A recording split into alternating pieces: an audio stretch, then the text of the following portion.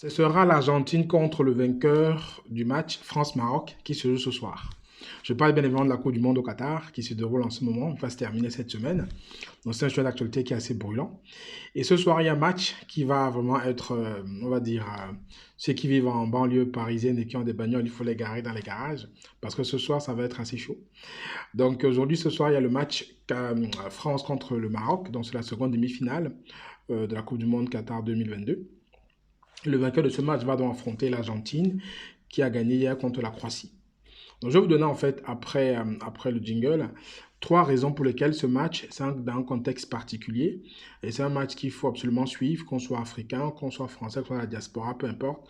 C'est un match qui est assez intéressant à suivre. On se retrouve juste après le jingle.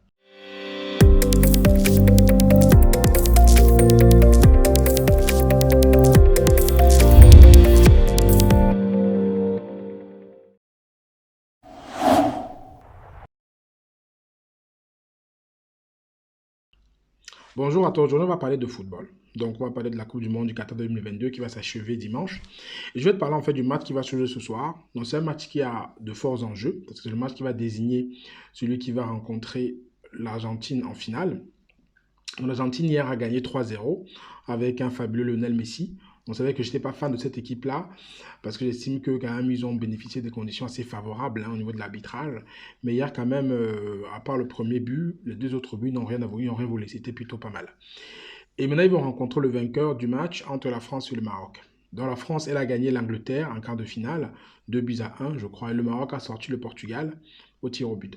Donc en fait, c'est deux équipes qui ont des parcours très honorables, que ce soit la France et le Maroc. Mais aujourd'hui, on va parler en fait du match de ce soir, qui est un match à forts enjeux. Forts enjeux déjà parce que déjà, c'est deux nations qui se connaissent très bien au niveau de leur population. La première raison pour laquelle c'est un match à forts enjeux, c'est que la population marocaine est très présente en France. Donc je pense que la deuxième diaspora la plus représentée en France, après les Algériens. Je pense que 12% de la diaspora en France reconnue sont les Marocains. Ça veut dire qu'il y a déjà beaucoup de Marocains qui vivent en France. Donc, c'est la première raison pour laquelle ce match est assez particulier. Quand je parlais avant qu'il va falloir ranger vos bagnoles si vous vivez en banlieue, c'est parce que quand les Marocains gagnent, dernièrement, on a vu des images qui sont passées. En fait, il y a pas mal de manifestations de joie qui sont diverses ou variées suivant les personnes. Il y en a qui manifestent la joie en faisant de la fête, en criant, en dansant. Il y a d'autres qui manifestent leur joie en cassant des voitures. Donc, ça dépend. Et d'après les chiffres qui ont été démontrés, c'est vrai que quand les pays comme le Maroc, l'Algérie, ces pays-là gagnent, bon, je vais encore me faire insulter, mais c'est vrai, c'est réel, les images le montrent. Il y a beaucoup plus de casse quand c'est les autres pays. Donc c'est les faits, c'est pas moi qui dis, c'est les faits. Donc ça veut dire que ce soir, justement, il faut faire attention. Quand vous êtes si vous êtes dans un endroit où justement il y a beaucoup de personnes qui vont supporter le Maroc, il faut faire attention, rangez vos bagnoles à l'intérieur. Ça va pas plaire aux gens, mais bon, c'est pas très grave. Voilà, la première raison, c'est que la diaspora marocaine est très impliquée, est très présente en France. Et ça va être un match à forts enjeux parce qu'effectivement, il y aura un enjeu communautaire des deux côtés. Deuxième raison, en fait, c'est qu'il y a une tension politique entre ces deux pays. Donc, c'est bien qu'il y a eu, il y a quelques mois ou quelques années avant, le Maroc a hébergé, en fait, il y a une histoire Pegasus, un logiciel espion, qui a créé des tensions entre les deux États, entre la France et le Maroc. Et aujourd'hui, les relations entre la France et le Maroc sont très tendues en termes politiques. Donc, ça veut dire que le gouvernement au Maroc et le gouvernement en France, ils sont en froid. Bon, pour diverses raisons, dont cette affaire Pegasus et d'autres affaires aussi sur le Sahara occidental. Donc, ça veut dire en fait qu'effectivement, il y a une forte tension et on a vu que parfois la partie politique se retrouve dans le sportif.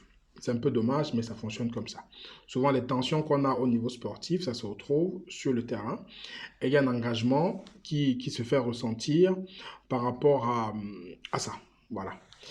Ça, c'est la deuxième raison, c'est qu'il y a une tension politique qui est assez forte et ça va peut-être se ressentir ou pas sur le terrain. Moi, je pense qu'il faut dissocier le sportif du politique. Mais on a vu lors des matchs Iran-États-Unis, on a vu lors des matchs où l'Ukraine était partie prenante, où le politique s'est quand même invité. J'espère que pour ce soir, ce ne sera pas le cas et qu'on aura 22 acteurs qui vont vraiment livrer une prestation de haute volée, sans compter les tensions politiques qu'il y a. Troisième raison pour laquelle c'est un match qui est particulier, c'est que c'est un match tel que j'ai vu ce qui se passe tout le temps sur les réseaux. On m'envoyait en fait l'équipe de France en général. L'équipe de France, vous savez, c'est beaucoup de personnes qui sont d'origine africaine. Dans cette équipe, en fait, il y a beaucoup de personnes qui représentent certains pays. Quelqu'un m'a dit, me donner la blague que ce soir, c'est l'Afrique contre le Maroc. Donc, je trouvais ça un peu drôle. Et quand on va en détail, je vais vous donner un peu je l'ai devant le note, quelques noms et quel est leur pays d'origine. Vous allez me donner votre avis. Donc, par exemple, on a trois joueurs, William Saliba, Kylian Mbappé, Aurélien Tchouameni, qui sont trois joueurs du Cameroun, en fait, d'origine camerounaise qui jouent pour la France. Ensuite, on a Eduardo Camavinga, Kingsley Coman, Youssouf Fofana, qui sont l'un pour l'Angola, l'autre pour la Guinée, l'autre pour la Côte d'Ivoire.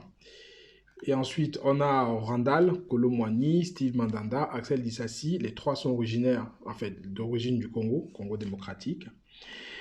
On a Ousmane Dembélé, Ibrahima Konaté, qui sont d'origine malienne. On a Matteo Guendouzi, d'origine marocaine, tel que je disais. On a Bankari Benzema, d'origine algérienne, mais il n'est pas là, il s'est blessé avant la compétition. On a Jules Koundé, d'origine béninoise. On a Dayo Upa Mekano, de la Guinée-Bissau. Donc ça, c'est des chiffres que c'est un site marocain, je pense, qu'il a publié. Donc ça veut dire qu'il y a donc pas mal de joueurs d'origine africaine qui vont jouer dans l'équipe de la France, pardon, qui va affronter le Maroc ce soir, dans un contexte assez particulier que deux pays africains, on va dire complètement à l'Afrique contre l'Afrique se retrouvent en fait.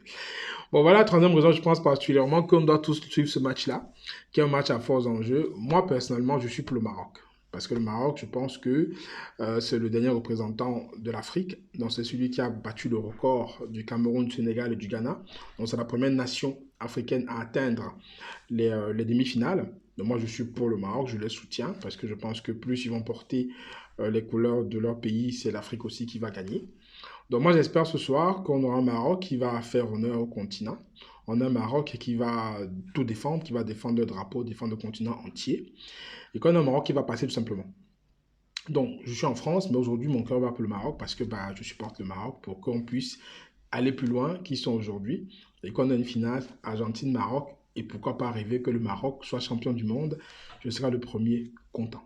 Je ne sais pas vous pour qui votre cœur bat, pour qui vous supportez, mais mettez-moi tout ça en commentaire. Mais je pense qu'on sera tous attentifs ce soir parce que déjà c'est une première pour une équipe africaine de jouer une demi-finale. Dans le Maroc est la première équipe africaine, donc il faudrait normalement que toute l'Afrique soit derrière le Maroc. Après, peu importe les débats qu'on a derrière pour dire oui, ils ne sont pas Afrique subsaharienne, c'est le Maghreb, c'est bon, on s'en fout. Ça c'est l'Afrique. Qui le veut ou pas, ça fait partie de l'Afrique. Voilà, c'est comme ça.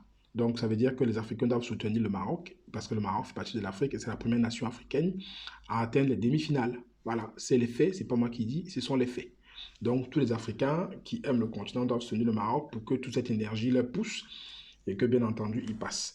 Après, d'autres diront que je vis en France, je dois supporter la France et tout ça. Mais quand la France est face à un pays africain, mon cœur bat pour le pays africain. C'est comme ça que c'est. Je n'y peux rien. Voilà. Donc, dites-moi en commentaire qui vous allez supporter ce soir. Dites-moi ce que vous pensez dans les raisons que j'ai données, pourquoi le match est assez particulier. Et on se retrouve plus tard pour voir effectivement si le Maroc est passé ou pas. Je souhaite qu'il passe. Et je pense qu'ils ont le moyen de passer. Mais s'ils ne passent pas, ils ont quand même fait honneur au continent africain. Et on sera tous fiers de leur parcours. Mettez-moi en commentaire ce que vous en pensez. Et on se retrouve plus tard pour discuter par rapport aux résultats de ce match. À très bientôt. Ciao, ciao.